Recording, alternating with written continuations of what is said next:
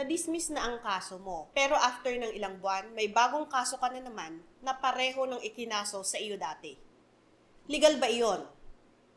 Ngayong araw ay pag-uusapan natin ang karapatan mong hindi maulit-ulit ang kaso, ang prinsipyo ng double jeopardy.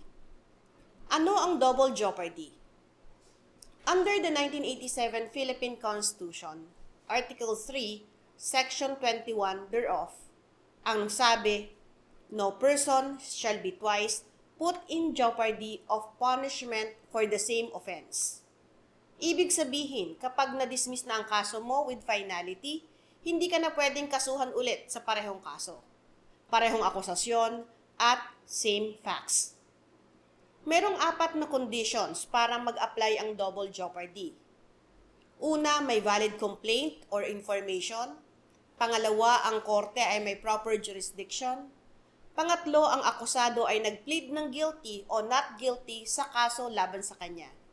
At pang-apat, ang kaso ay na-dismiss o terminated nang walang consent ng akusado o kaya naman ay may acquittal or conviction na. Ayon sa kaso ng People versus Ilagan na may GR number 38443, sa ilalim ng ating saligang batas, bawal ang double jeopardy o dobleng paglilitis sa parehong krimen. Pero kailan ba nagsisimula ang jeopardy? Kailan masasabi na hindi na pwedeng ulitin ang kaso? Sa kaso ng People versus Ilagan, si Ilagan ay kinasuhan ng serious physical injuries. Na-arraign siya at nag-plead ng not guilty. Pero matapos yon, inihinto ng piskal ang kaso. Hindi siya kinonsulta. Pagkatapos ng ilang araw, sinampahan siyang muli ng parehong kaso. Ayon sa Korte Suprema, kumpleto na ang mga elemento ng double jeopardy. May valid na information, ang korte ay may jurisdiction, na-arraign ang akusado at nag-plead. Ang sabi ng Korte Suprema, hindi na kailangang may hearing o testigo muna. Basta't na-arraign ka na at nag-plead ka na, nagsisimula na ang jeopardy.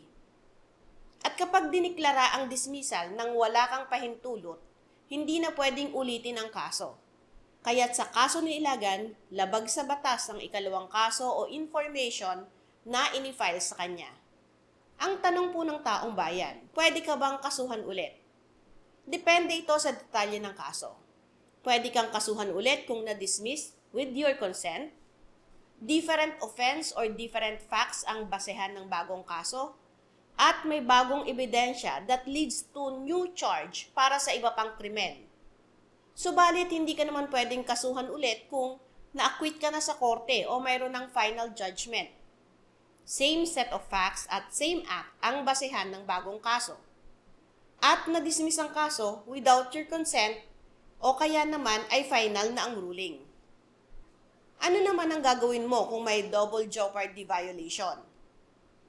Kung tingin mo ay nilalabag na ang karapatan mo, pwede kang mag-file ng motion to quash based on double jeopardy o kaya naman ay pumunta sa Court of Appeals or Supreme Court for certiorari at pwede ring humingi ng tulong sa Public Attorney's Office, law school clinics, or private counsel. Karapatan mong hindi ulit-ulitin ang parusa para sa parehong pagkakasala. Kaya dapat alam mo ang batas, lalo na kung na-dismiss na ang kaso mo. Mag-like, comment kung may tanong ka, and subscribe para sa mas maraming legal tips para sa mga Filipino. Patuloy po kayong manood, magtanong at matuto ng tungkol sa batas. Magandang araw po, ako si Attorney Claribel Lucila.